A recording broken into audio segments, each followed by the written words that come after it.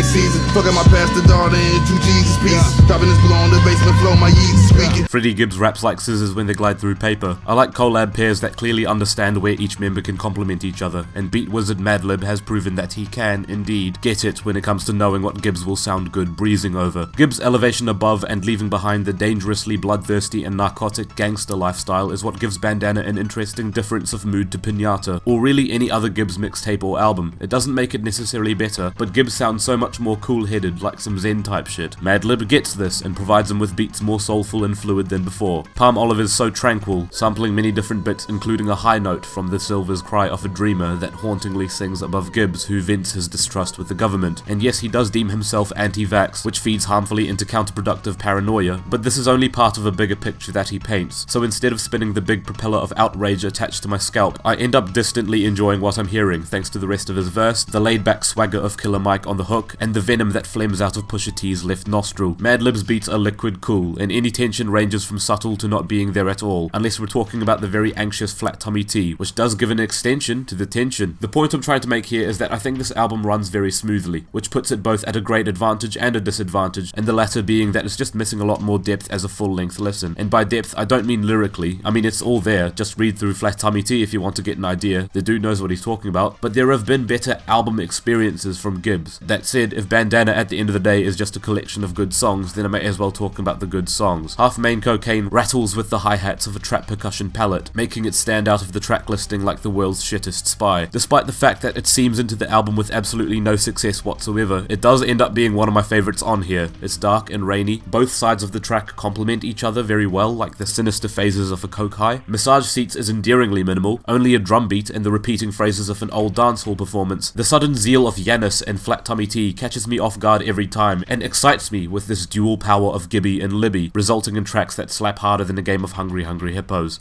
Gold body, my jeweler, he black mummy me. I be yelling these bitches stomach like Flat Tummy T. The album, however, truly crests with Cataracts, the blossoming moment, the most triumphant, at least before Education sets up for the conclusion with a little bit more class and splendor. I don't even mind when Gibbs decides to sing his words, because that works. What doesn't work is the pacing, I suppose. I know it seems like a bit of a nitpick when in hindsight none of the tracks actually miss a landing, but hearing the easygoing and much simpler situations between the urgent and heavy-handed Flat Tummy T and Giannis inevitably makes the former seem like a low point on the album, when honestly it's still a good song on its own. It's just the jump between sound palettes makes it seem a little bit more jarring. Bandana is pretty great, honestly. I might be being a little more generous on this one because the individual songs stand very well on their own, but collectively it is missing something greater. A feathery 7 out of 10 would suffice for this one. It's smooth like hot cocoa down the esophagus. It's also resilient, witty. Gibbs sounds the wisest that he's been on a beat, let alone a Madlib one, the kind that would probably drive you to sound hungry if you heard it, or carnivorous as he says.